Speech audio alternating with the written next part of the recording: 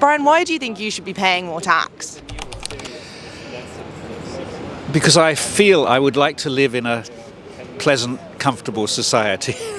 And to do that, that means you have to reduce the number of poor people.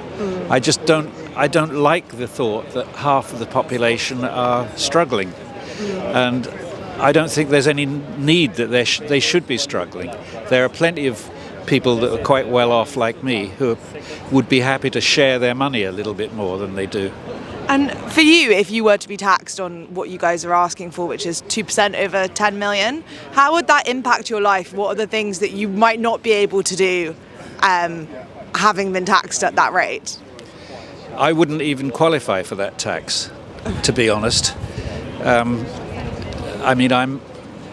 might just qualify, but you realise it's 2% on the money that you earn over 10 million. Yeah. So you've got 10 million before you start paying it. And I think it's so modest.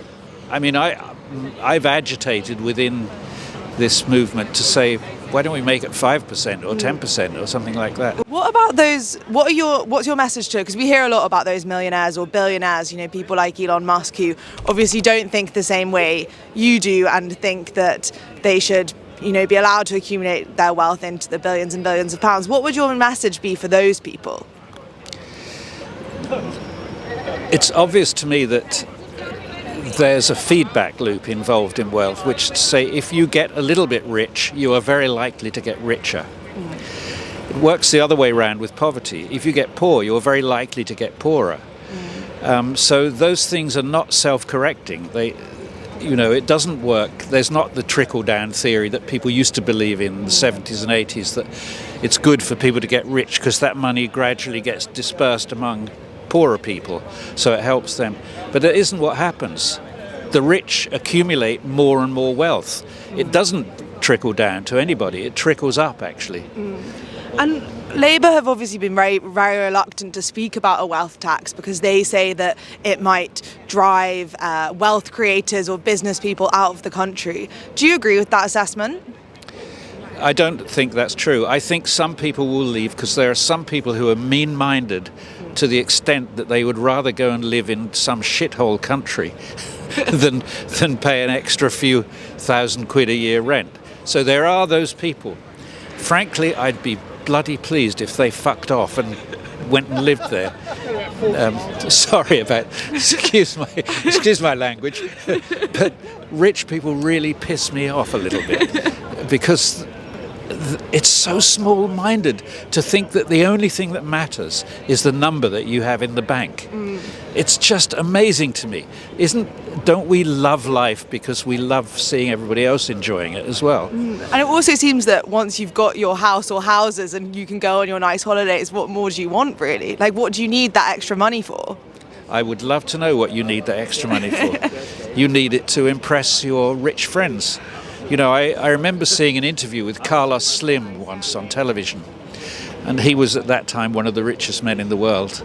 He may still be, but he's doing the interview and being very smooth about how wealthy he was, and then an aide comes in and whispers something into his ear, and he suddenly freaks out and he says, "What? No, that can't be true." And he stops the interview. It turns out that what the aide says is the Sunday Times Rich List has just been published and you're number 11, and he had expected to be number 8. I can't imagine what that must feel like. Complete disappointment. Can you imagine being in that state of mind where what really matters to you is where you are in the top 20 of richest people in the world? And so what do you think then of this idea that money corrupts, and if you earn a lot of money, at some point you're going to be evil and selfish and not care about other people? Well, there's a lot of evidence for that. I mean, look at the joy and abandon with which Musk and Bezos and Zuckerberg have jumped into fascism. They're completely happy to be there. In fact, they're quite proud, it seems to me. But on the other hand, there are rich people who don't do that. I mean, I can think of, Pierre Omidyar, for example, who's a billionaire. You don't hear much about him because he's not that newsworthy. He just lives a good life and he helps people out and he runs a business that people seem to like. eBay, you know. So, and his whole family, as far as I know, are quite philanthropic. So you don't hear about the good ones. And what do you think of the argument that we don't need to tax rich people more because they can use their money to give away to charitable causes or be beneficiaries? It's absolute bollocks. The rich give away a smaller proportion of their money than the poor do. You find that I think I don't actually know, I don't remember the figures on this, but poor people, as a proportion of the money they earn, give away much more than rich people do. Philanthropy is something that people do to make themselves feel they have an alibi for being wealthy. And I guess also if we had enough money to fund public services properly, we would need less philanthropy. Exactly. Philanthropy is a very poor way of deciding how the money is distributed. I'm not saying that people shouldn't be philanthropic. I'm very happy that they are. I'm a philanthropist myself, I suppose. But, the important thing is that you support your country or your city because they know the overall picture. They want to distribute the wealth. Who would give money to unpopular or not apparently important causes like keeping the roads in order? Yeah. It's not a glamorous cause. And if you look at the top, I've got a list somewhere of the top 1,000 charities in England. Who gives money to what?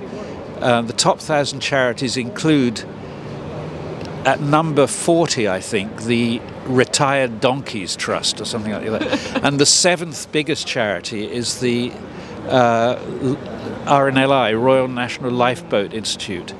Well, lifeboats are important, but it's not such a big priority to be number 7. Yeah. So aren't going to be funding for mould and damp to be sorted out in social housing. Exactly. The kinds of things that don't get funded are actually some of the most important things, but they're not glamorous things.